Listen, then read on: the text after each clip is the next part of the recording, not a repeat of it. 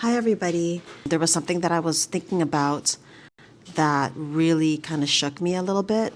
And we're the Beyond Boundaries family, parents of 3 amazing kids, including 2 with autism. We share our journey of adoption, parenting, and travel to prove that adventure doesn't stop with life's challenges. Please follow along our journey and subscribe to our channel. It would make a difference to us. And also, I want to share 5 things that I, as a mom raising 2 sons with autism, would absolutely never do. So stick around for number 5 because that is probably the most controversial, and I've already gotten pushback from some people around that. But here it goes. Number 1, I would never, ever give my son what he wants while he's having a meltdown. And let me just give some context here because obviously if he's hurt, if it's an emergency, he will get what he needs. Anyone will get what they needed in that case. But what I'm talking about is when things can wait. Now, I know if you have autism, it's very hard to wait at times. It's very hard to have patience. That's just how their brains are wired, at least my son. For example, when he's thirsty on an airplane, and we can't provide him water at that moment because there's turbulence and all the flight attendants have to sit down because of the danger of getting up, then he can't have his water right then and there anyway. So if I want to make sure that he could live in this society, I have to teach him that there are times where you're just not going to get what you want, and fighting about it, having a meltdown about it, and disturbing the public, that's just not acceptable, and it's not going to get you what you want. So the reason I thought about this is because, let me tell you about the incident that happened yesterday. We have a miniature Schnauzer puppy, and he is currently being trained just to be an obedient puppy. He is a puppy, so he will run and bark and run away if he's not on leash. He'll bark at anything and everything that moves. So yesterday I was walking the dog. There was another big dog passing us, and with their owner, obviously, on the sidewalk. So I placed my dog kind of far away, like on the grass, not on the sidewalk, because I didn't want them to get too close. Long story short, the owner asked if his dog can say hi to my dog, and I said no, because he's in training and he's just going to pounce all over your dog, and it's not going to be a good scene, and your dog probably won't like it. And then he walked away and he said the F word to me. Also, my dog was like trying to leap at his dog. So I think that indicated to him that my dog needed to say hi. And I got the impression that he just thought that I was being a bad dog mom because I wasn't letting my dog say hi. So anyway, relating that to when my son has a meltdown in public, it's the same thing. I will never, ever entertain a meltdown to give the child what he wants. Just like when you're training a dog, and yes, I'm comparing it because there are some principles that are similar. I got some backlash before for comparing the way you train a dog to the way you teach a child. And you know what? A lot of it is the same anyway, and that's it. There's no other meaning to that. So anyway, with a dog, when he was pouncing, I am not going to teach the dog that he's going to get what he wants by jumping and pouncing and barking on people. That's what I would never do with my son having meltdowns. I will never give him what he wants. He has to calm down first, and then he'll get what he wants. And then he'll learn to communicate in a better way what he wants. Okay, number 2.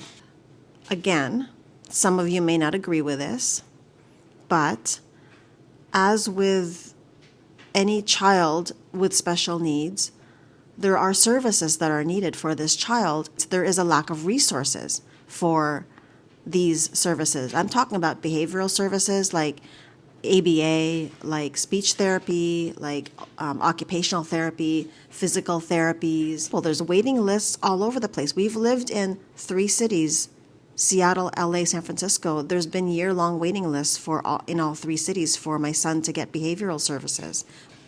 What I will never do is settle. I will never settle for a service that is less than the best for my son, because I am not going to spend the time busting my ass to take my son into a clinic where the service doesn't really do much for him but be glorified babysitting. Because sometimes it is hard to get my son out the door, and it is hard to get my son into an environment where he's going to be pushed. And so when he goes into an environment to be pushed, such as a behavioral center or speech therapy, he's got to love it. And not only that, they've got to be good. He's got to leave there learning more skills than what he came with. And we didn't want him learning behaviors that we would have to undo at home. So I will never settle for services that are less than the best for my son. Number 3, now stick around because number 5, I'm just curious what you guys are going to think about number 5. But number 3, as all of you might know, we travel a lot. And I've gotten some comments about, isn't it hard? Like I could never travel with my child. This is why we do these videos. This is why I have a channel, because I want to share that traveling doesn't have to be hard. And it is hard sometimes, but the commitment to have them see the world is greater than the hard part about it. So if we never traveled with our son, yes, he might thrive in his familiar environments, but the problem is he could never be taken out of those familiar environments.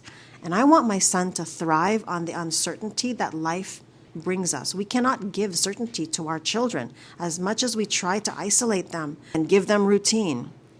Life is organic, whether we know it or not, and it's going to interrupt our routines. It wasn't easy. So, for example, we wanted to go snowboarding. That was the first big trip we took outside of our city. He had to go on a long car ride, and then he had to learn to put on a helmet and goggles and gloves, which he didn't like any of them. But we had to teach him to make it be okay for him. And yes, he had sensory issues about it, but we worked through it. And he cried and he screamed. And then later on, he realized that it was fine. He ended up being able to snowboard for the first time at age 3. And the instructor was in shock that he could actually balance on a snowboard, being severely autistic. And then now he goes skiing every year. When we first started traveling with him, we weren't sure how he was going to react on an airplane. So we took him from LA to San Francisco, which is an hour flight, and because we wanted to see how he would react. So we prepped him. He got through TSA, and he had a bit of a meltdown waiting in line, but that's fine. You know, he got over that. Then we got him on a plane. He absolutely loved it. It was so funny. Everybody was giggling because he was having such a delightful reaction to taking off on the airplane. And then after that, we were able to travel. We traveled to Hawaii, which was a 5-hour flight. And then we went to Europe, 10-hour flight, nonstop. And then we even went further to Eastern Europe, 14-hour flight. So number 4, and this is an interesting one because I think there's some pushback with this as well. I will never hide the hard parts about raising a child with autism. I'll be honest with all of you. I did hide the hard parts before. This channel has been around for a long time, and I originally created it because I wanted to document our journey, like discovering autism, figuring out what's best for him, and all these different therapies and stuff like that. So if you look at our early videos, like I just show where he's having amazing breakthroughs, like learning to put on his shirt or trying a new food. I realized over time, as I also revamped this channel, that you guys need to know the hard parts too, because there are hard parts to this journey. In fact, Evan had a major meltdown yesterday, which I'll do another video on. And each time Evan has a meltdown, it just expands him just a little more, and it expands us too, whether that meltdown is about communication, trying something new, learning to be comfortable in an unfamiliar environment. Everything is expansion for all of us. And so I will never hide the hard parts. I want everyone to know that autism, in many ways, and I know a lot of parents can attest to this, is a very difficult diagnosis to raise a child with in many cases.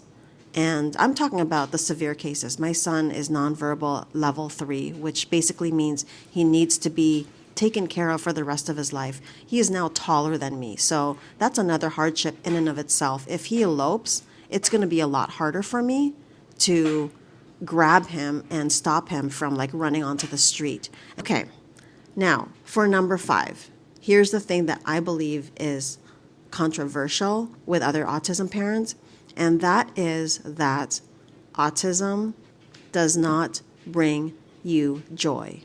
So let me explain this. As a parent, I refuse to believe that autism is a bad thing.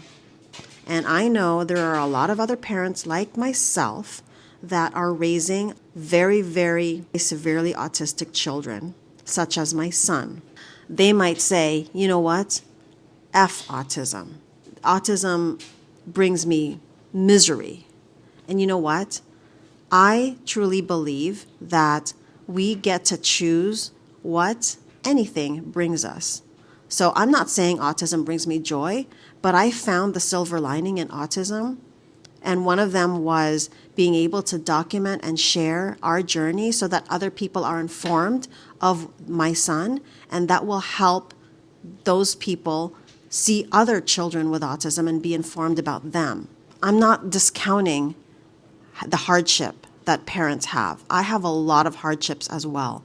But the way I'm able to get through these hardships is to know that autism doesn't have us. Our son has autism and our family has a child with autism, but autism does not have us. I refuse to set boundaries because of a diagnosis. I will set boundaries for other things, for safety, for whatever, but I refuse to set boundaries because a child has autism. I have a lot of parent friends that say, hey, I was going to invite you, but I don't know if your son could handle it. Leave it to me to decide if my son can handle something. Because to be honest, my son has handled everything so far. Anyway, the limits are up here. It's all mindset. And I will never exclude my son from anything. We just find ways to make it work. And we know that our son wants to be part of everything that we do. And so that's our priority. Anyway, those are the 5 things that I refuse to do as a mom raising 2 sons with autism. If any of this has resonated with you, please subscribe to our channel, hit that like button, share it, make comments. Anyway, thank you for listening. Bye-bye.